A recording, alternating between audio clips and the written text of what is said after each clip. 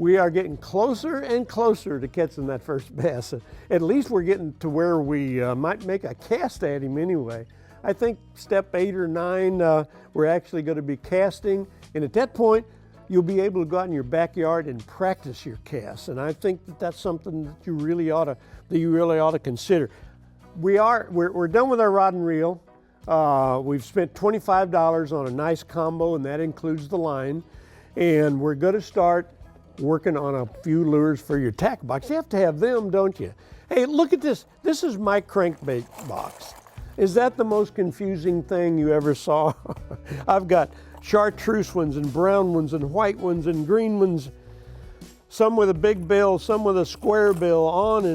And like I've told you in the past steps, there'll come a day when you need to do that. You need a crankbait that goes in 8 foot of water. You need a crankbait that goes in 4 feet of water.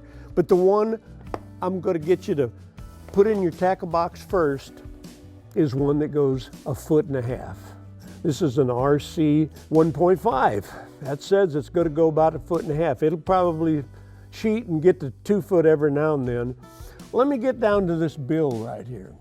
This is a square bill. A great deal of the ones in my tackle box are round bills, and a square bill is made to bump off logs and bump off a rock, but bump off some kind of cover down there. Now remember this, it ties right to the nose of the lure, or to the body of the lure. That just tells you right off the bat that it's not going to go very deep.